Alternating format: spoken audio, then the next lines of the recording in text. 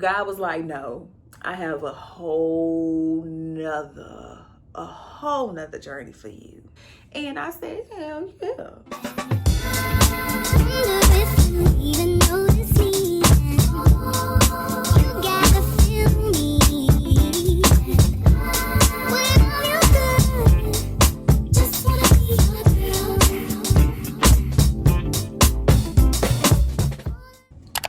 Hey y'all, welcome back to another video. My name is Phanisha and I am going to be sharing with you my journey to becoming a CNA and now a patient care tech after quitting my 9-to-5. So if you are wanting to know how I did it, what the journey was like for me, please feel free to stay tuned and watch the whole video, okay? So yeah, I got my notes here, so I'm just gonna go through everything from beginning to end just to kind of give you a inside look as to how I got here and the journey in its entirety. Okay, all right, so basically the first thing I have is why I chose to start over. So my life before healthcare, well, if you're new here, I was an academic advisor for almost 10 years. I served 6 of those years at the University of Arizona, and then prior to that, another institution here in Houston.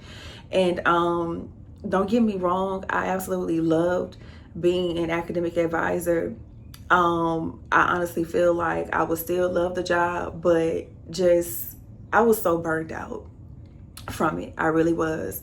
And also just the climate of students now is just it's not for me. So I've been wanting to make the switch to healthcare for quite some time, actually well before my son got here. He's 3. So I started my journey to look for nursing schools and nursing programs and things like that probably like a few months after my son was born. And then I believe last year or the year before that, I decided to actually take the first step and actually apply to a nursing program and finishing up some prerequisites. But unfortunately, I did leave that program and yeah, now we're here. So and if you're wondering, that program was UTA. They do have a online accelerated program. I was just completing or retaking rather some prerequisites because all of my prereqs are done. So let's put that out there. All of my prereqs are done. I was just retaking things like chemistry, micro, and then also statistics, which I still need to do. But I was able to complete my micro course at UTA, but I just left the university because, one, it was too expensive. Ain't nobody got time to be paying all that, and nah. So I left after I completed the class, and that was that. And now we're here. So that was in 2024. 2025, I didn't really do too much except for probably making some strides to consider the CNA route. So my sister was actually a CNA, and I just asked her, like the steps, what I need to do in order to get into the field. And she told me she went through a CNA program. I can't remember who she told me she went through, but I ended up doing my CNA program through Alvin College. So if you live in Houston or the Pearland or Manville area, you're probably aware. So I went to their CNA program and I absolutely loved it. And yeah, it was very much so the route for me because it was the one that worked the best with my schedule. So any other program that I considered, I would have had to completely quit my job and pursue school. And I can't do that. Financially, can't do it because I'm not only supporting me, I'm supporting my baby. So me and him both have to survive child. So I can't afford to just quit my job. So that wasn't the route for me. So this CNA route was honestly the best decision for me and where I was at the time and the time that I had. So still have a 9-to-5, still had to pay for daycare and all the things. So this program itself was evenings from 5:30 to, I believe, 9:30. And very seldomly did we stay the entire time, but when we did stay the entire time, it was only because we were doing actual hands-on skills. But if we weren't doing too many skills that night, then she would kind of let us out a little bit earlier. Or if we've been in clinicals for the entire day, then she would definitely let us out a little bit earlier. So yeah, I guess now that I'm talking about that, I can get into that program. Okay, I'm sorry. But yeah, so I went to Alvin College for the CNA program, and I absolutely loved it, to be quite honest. For somebody who has been wanting to get into nursing for so long, this program was so refreshing to me, mainly because of my clinical experience. I absolutely loved the people who I was working with throughout my clinicals, and it really made me realize absolutely why I want to pursue this field. Just to put this out there, I don't know if I shared this recently, but I was a pre-nursing student at one point. I graduated from Prairie View A&M University, the HBCU, okay? Try me. Okay, so I went to Prairie View, and I started out as a pre-nursing major when I was at PV, and unfortunately I allowed someone to talk me out of it, simply because one, I was naive, and two, I was not struggling academically at all. I was excelling in the program. I was just asking if it was possible for me to extend my semester so I could have more time to complete the prerequisites, because y'all, it was a lot. You had to complete all your prerequisites before you were able to even apply to the actual nursing program, which is located in the medical center. So basically the person was like, listen, if you can't do it, if you can't squeeze in these classes, if you can't do the classes, no matter how good your GPA is, you need to find another major. Okay, so I did that. Anywho, fast forward to where we are now. So basically in this CNA program, I was able to get a taste of the nursing field, in terms of course, caring for, geriatric patients and things like that, the fast pacedness of it all, dealing with more than one patient at a time, and also working alongside some other great CNAs and even some great nurses in some cases. And just the conversations that I was able to have with these individuals, it really, really inspired me to want to keep going because of their whys and their purpose and why they got into it. And it was a really, really, really great experience. I absolutely loved my preceptors who I had for my clinicals. And just to kind of say what that program was like, just to structure real quick. So we had our actual lecture. We started out with lectures for the first 4 weeks, and then the last 4 weeks, the program is 8 weeks in total. Okay, so the first 4 weeks was lecture, last 4 weeks was lecture and clinicals.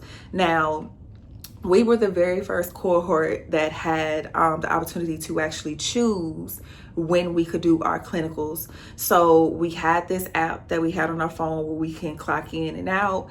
And then also, once again, the clinicals were based on our schedules. So for me, because I had a very flexible job, I was able to get my clinicals done during the day. So I actually used my PTO in order for me to do my clinicals.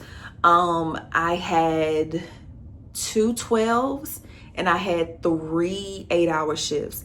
So you could choose between the two, or it was also based on the preceptor that you would be working with at that facility. So if that preceptor only had like 1 12-hour shift and then the rest were 8s, then you would basically work based off of their schedule. But yeah, anywho, it was pretty flexible for me. I was able to do that. Thank God. It was a blessing because of my job.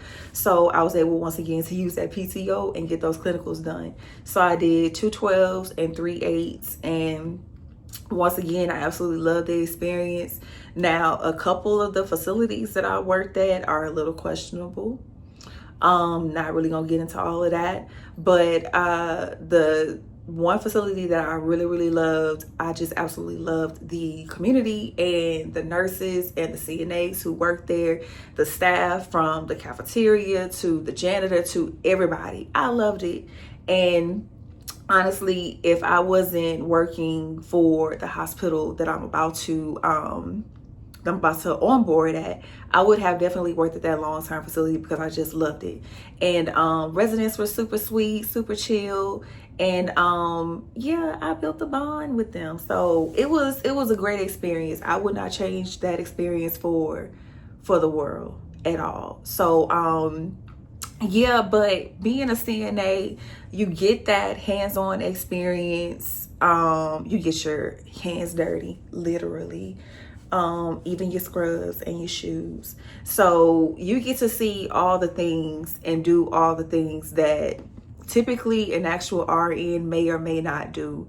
So yeah, of course, y'all know in the nursing homes, nurses don't really interact with the residents like that on that level. It's only the CNAs. But just being able to get that hands-on patient care experience and the wiping, the turning, the dressing, the activities of daily living, of the brushing the teeth, the washing the face, like you are really the person who spends the most time with the patient outside of their actual family member. So once again, building those relationships, that camaraderie, the conversations that you will have with the residents, and then also the not so nice conversations you'll have with them, because you will have some residents who psychiatric ward, okay.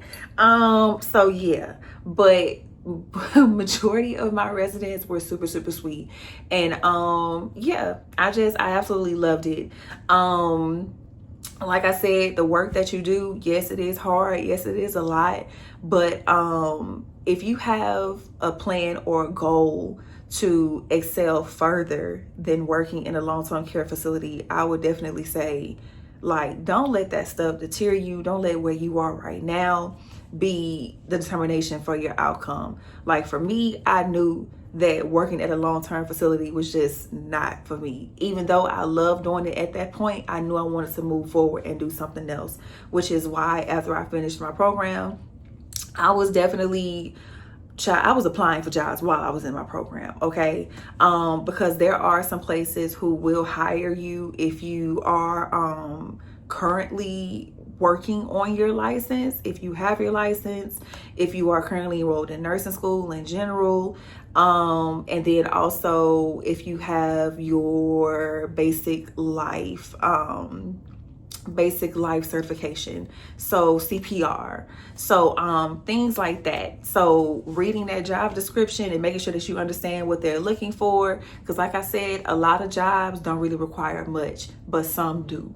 But in my case, yeah, I was applying for jobs at hospitals as soon as I was done with maybe my second or third clinical. I just applied. Why not? What can they say? No, of course they did. But did I let that stop me? No, I did not. So I just kept applying to jobs. So yeah. But anywho, the program in itself, the CNA program, it was 8 weeks long. We had, once again, the lecture and the clinicals. The program itself, the cost was around $1,500. That did not come with scrubs or anything like that. It did not pay for your state exams. You had to pay for your state exams out of pocket. So the written exam, I believe, was like 30-something bucks, and the skills exam was around $80-something. So in total, I probably paid around like $115 for both exams. And that was pretty much it. So once you complete the exams, then you'll have about maybe a little less than 24 hours until you actually get your results for each exam. And then once that final exam is done, whether that be written or skills, yeah, so whether you take your skills first, written later, however, you have to get both of those done before you can actually be listed in the registry. So once that last test is done, you'll be listed in the registry. So best believe, as soon as I finished my skills exam and I got that score, I looked at the registry and I was registered. And this was less than 24 hours. So yeah, that's pretty much it.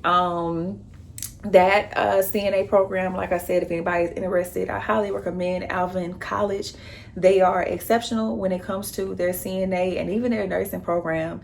So my instructor was extremely helpful. I love her to death. We still keep in contact. Even my classmates, me and my classmates are still talking to this day. Everyone kept in contact, especially during the times when everybody was doing their exams. So anytime somebody would pass their exam, they would always put in a group chat to let the group know that they passed the exam, which I love. So if anybody from my class is watching this, hey y'all. So yeah, that was pretty much it. So yeah, we talked about the school. So landing my first hospital job. Let's talk about that. So like I said, I always knew that I wanted to work in a hospital. That was my ultimate goal.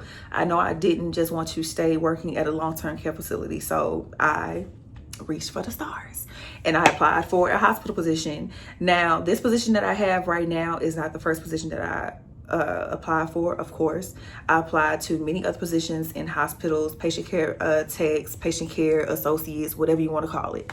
And yeah, this is probably the this is probably like the 20th application that I probably put in since I since I completed my CNA program, and that was in May, and now it is July. So I definitely say I put in probably like around 20 applications for a position. And basically with this hospital, I put in maybe like 6 or 7 applications. And this job that I landed, I actually did not apply for the job. Like a recruiter had saw that I had applied to a different position, and she reached out to me to ask me if I wanted to interview for the job that I currently have now. And I said, hell yeah. So basically she did a preliminary interview with me, asked me a couple of questions and whatnot, gave me a rundown on the salary, or basically the range of the salary and things like that, how things would work in terms of shift differentials and what the shift would be when I would be working and stuff like that. And then once we got through the preliminary stuff, we went ahead and scheduled my interview for that Friday. And I believe that phone call happened on a Monday. So I had from Monday to Friday to prepare for the interview. Now, before we get into that, I just want to say, y'all, if y'all are out here applying to these jobs, make sure that your resume is tight. And when I say tight, I mean make sure that the resume is actually relevant to the position that you are applying to. A lot of times people like to recycle resumes. That's not always good. What you want to do is, or what I did for my resume is, I ensured that I actually went to go look at the job description and made sure that everything in my resume, or on my resume rather, was conducive to that job description. Because if you have transferable skills from your current job, those skills can translate into some of the things that CNAs do in these hospitals. Like for me, being an academic advisor, the communication skills, the problem solving, the conflict resolution, conflict management, all that type of stuff, I was able to transfer those things into my CNA position that I applied to, just based off of going through the job description and making sure that everything lined up. And what you can do is take that job description, copy and paste it into ChatGPT, and upload your resume to ChatGPT or Claude AI, whichever one you use, and ask those platforms to figure out which skills you have from your resume that could translate into what the job is asking for. And it'll spit out some deals to you to where you can actually add it into your resume. So that's how I was able to spruce up my resume and make sure that everything was accurate based on the experience that I had and also what the job was asking for. Also, another good tip that somebody gave me was trying to condense everything to a one-pager. So you have one page where you have your current job experience that is relevant to the position, and then also your clinical experience from My CNA program. So that's what I used, for my one pager. And that was it. And then on the second page, or did I have a second page? No, I didn't. I'm sorry. And then at the bottom of the resume, I just had references available upon request. And that was it. But I had my summary or my bio that said a little bit about me and my experience. I had my skills that were based on my clinical, and then I had my other professional skills, and then I had my certifications, my degrees. I do have a bachelor's and I also have a master's degree, so I did have both of that on there. And then I had my clinical experience once again, and I had my actual professional job experience on there, and that was it. And yeah, so I got a bite. And a recruiter reached out to me once again to ask me if I wanted to interview for a position that I didn't even apply to. So yeah, y'all, it's super important. Make sure that you look amazing on paper, but also make sure that that experience actually matches what you do. Because we can't be out here lying in these streets. I'm sorry. We can't do it. We can't be out here lying in the streets, y'all. We can't do it. We can't do it at all. So if you can help it, just spruce up your resume. I promise y'all, it'll work out in the long run. So, okay. All right. Let's talk about the interview itself. So, if you're new here, I do have a vlog up that basically gives you a recap of my interview too. I'll pop it up right here. But yeah, basically for that interview, that phone call was Monday, interview was Friday. Interview went amazing. Basically asked me questions that were relevant to the position, and then also how my current job or the things that I did with my current employer would transfer over into what I would be doing with this particular department. So questions like that. Why was I interested in the position, or why was I interested in being a patient care technician and things like that? What are my goals? What do I plan to do? And one thing that I know that they love is the fact that you are a CNA or a PCT who wants to go to nursing school. Tell these people that you want to go to nursing school. Okay? Tell them that you want to go to nursing school.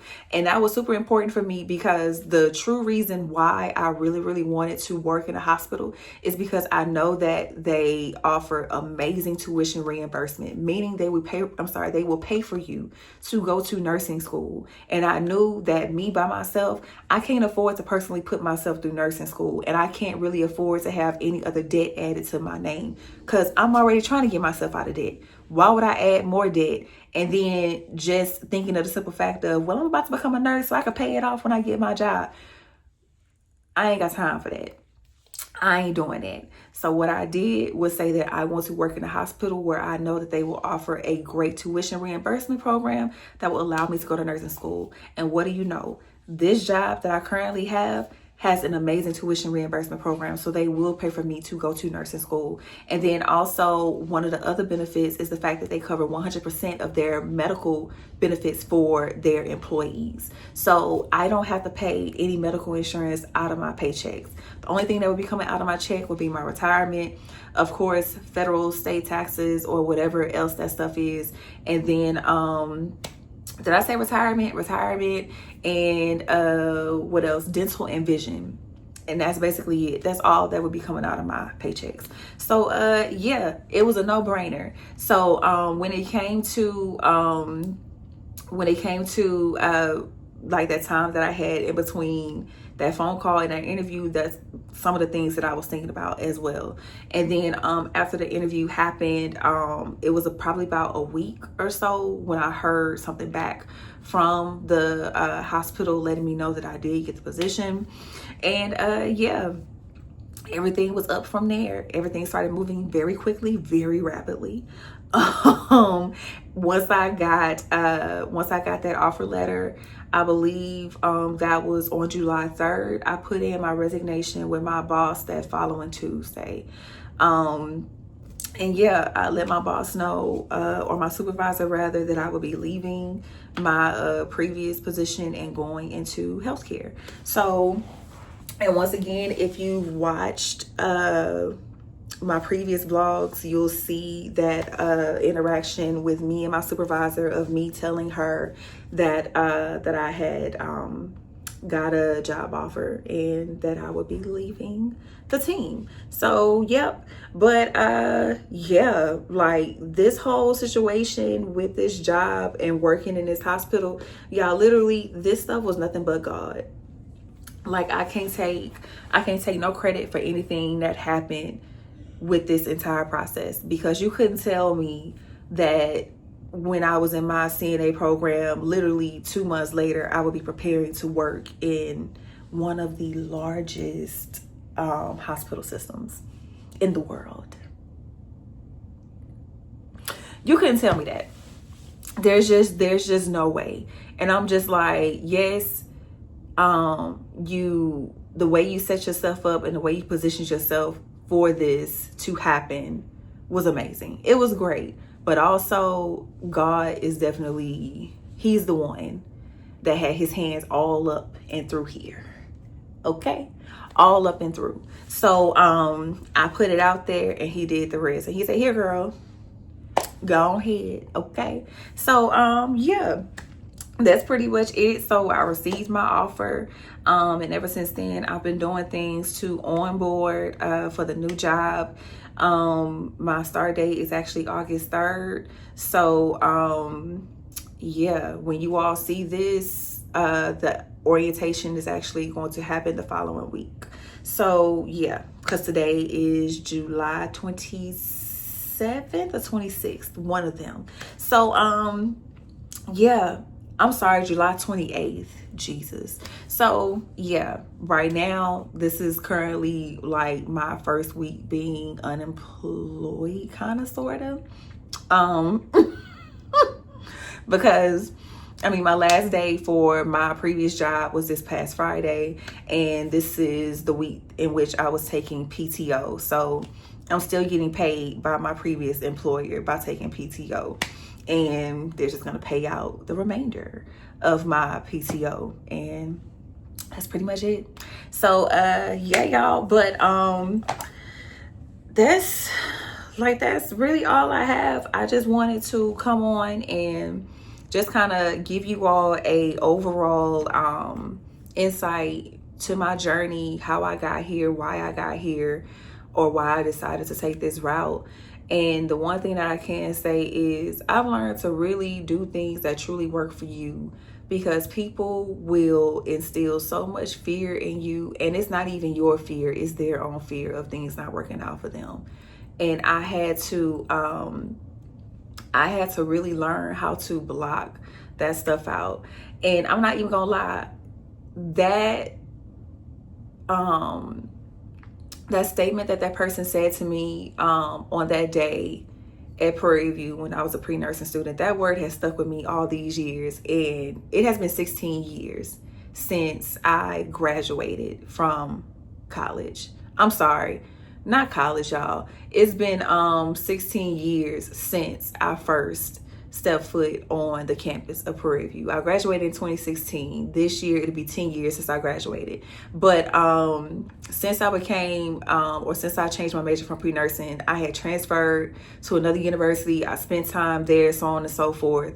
And yeah, it took me 6 years to graduate from undergrad, but I started at PV, I finished at PV, I just transferred from different schools in between then. But yeah, changing my major and things like that. But I know I always wanted to be in healthcare. And I'm kind of glad that my journey was not just like a straight path, because not to say that that's boring, but God was like, no, I have a whole nother journey for you. And I'm glad he did that. I'm glad he did it, because now I feel like just going through things with my pregnancy and the experience that I had with my baby, it made me really want to get into obstetrics. And I don't really want to do pediatrics, but I definitely want to do labor and delivery or postpartum care. things in that realm, or working in an OB doctor's office or something like that, dealing with maternity. So that's kind of really what I really want to do. And now that I have my own baby and I've gone through my own experience, it just makes me want to get into it even more. But you never know, because with nursing, you work in so many different areas, or you can hop in between so many areas, and you just may have a change of heart, but who knows. But yeah, but that's really what I want to do. That's what I have my eye on, so we'll see. But yeah, so once again, don't allow these people to have these opinions about things that they feel you should do, the path that you should take. Oh girl, you don't want to be no CNA, they be wiping ass all day. You damn right. And look where it got me.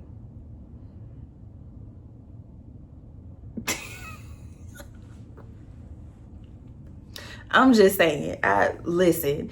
And for people who just really, who just categorize CNAs as just wiping ass, like, you are truly just doing it for the money. I'm sorry. Like, if that's all you see a CNA as, if that's all you see a CNA do, or whatever that is, you just in it for the money. That's all I can say, because it's so much more to it than that. Yes, CNAs are definitely overworked. Yes, we are underpaid. Listen, yes, underpaid for sure. But my whole thing is you have to have a vision that's bigger than being a CNA. That's why I truly want to be an RN. And I know that being a CNA or PCT is the stepping stone for that. So don't allow others' opinions to deter you from something that you truly in your heart want to do. That's all I can say. Some people will tell you to skip becoming a CNA, like I said. Others will say go straight into nursing school. Others may question why you left your career, all the things. But it doesn't have to make sense to everybody else. It only has to make sense to you, because you are the person who is putting these things on the line, who's making these sacrifices. You're the person who's going to have to deal with the consequences of your own decisions. And that's perfectly fine, especially if you know in your heart that this is something that you truly want to do. If you sat down with your spouse or anybody and you talk through these things and they understand where you're going with the things or what you're trying to do, then amazing. That is great. For me, I didn't have that. It's just me and my baby. Granted, I live with my mom, so that's a bill that I don't necessarily have to pay when it comes to rent, but I still have to provide for my baby. Like, I still have to do all the things to make sure that he's taken care of. He's starting school pretty soon, so that'll be daycare that I no longer have to pay for. So that's additional money that I don't have to spend. So now I have other things that I could be working towards. And granted, yeah, child, I'm gonna miss the salary that I used to have with my other job, but I'm also thinking about the other things that I'm gaining in terms of benefits with this new job. So yeah, we're gonna be stretching it for a little bit, but it's only temporary. And yeah, once again, like I said, people don't have to live with the consequences of your decisions or the season of discomfort that you're getting ready to embark on by making those decisions. So yeah, this was very strategic for me, and it was strategic with God in the midst. So once again, like I said, there is no way that I could have pictured this happening as quickly as it has, but here we are. What can we do, right? So yeah, I'm very appreciative of the route that I took. I love the fact that I decided to take this route. I wanted that real bedside experience. I wanted to build that confidence, and I wanted to learn from the ground up while positioning myself for nursing school. That's the ultimate goal. So yeah, that's pretty much it. That's all I have. But my last tidbit to that woman out there, that mama out there who's wanted to make that career pivot, I'm going to say this to you: stop apologizing for the route that God gave you. Stop apologizing for it. Obedience never looks identical from person to person. it looks different for everybody. So if you know that you want to leave that job or take another career path to better provide for your family and to fulfill you as a person, pray on it, seek God's guidance, and take that first step, and He will take the rest. I'm a true testament of that. I am. Put it out there and He's going to do the rest for you. You know, and just because that path looks different, it doesn't mean that it's wrong. It is your path for a reason. Everybody else, it doesn't matter what they think. It doesn't matter what they have to say or anything, because at the end of the day, it's you. You, once again, are the person who has to deal with the consequences of your decisions. But those consequences are going to have great outcomes. You just have to be willing to be uncomfortable for a while you actually go through the journey. So, yeah, y'all, this is pretty much it. That's all I have to say about the transition. I am going to highly recommend and encourage you to please subscribe to my channel, because this is content that I'm going to be posting here. Definitely chronicling my journey to becoming a nurse. My first couple of days or weeks being a patient care tech, my experiences through all of that, being a mom, and just living life, being between, you know, ambition and motherhood, like, because that's truly what it is. So I hope that you are able to find something that you can truly relate to while you are here. I hope that this video was definitely helpful to you in some way. If it was, please leave a comment, interact with me. If you made it this far in a video, just leave a heart in the comment section and let me know that or what you liked about the video specifically. Share your story with me, child. We all family over here. This is a tribe. I call my subscribers my tribe. So yeah, go ahead and let me know what you think. But please, y'all, feel free to subscribe to the channel. Share this with somebody who you think would definitely benefit from it. And yeah, that's pretty much it. So I'm gonna stop rambling because I already been talking for almost 40 minutes. So yeah, I hope you all love the video, and I hope to see you all on this journey. Bye, y'all.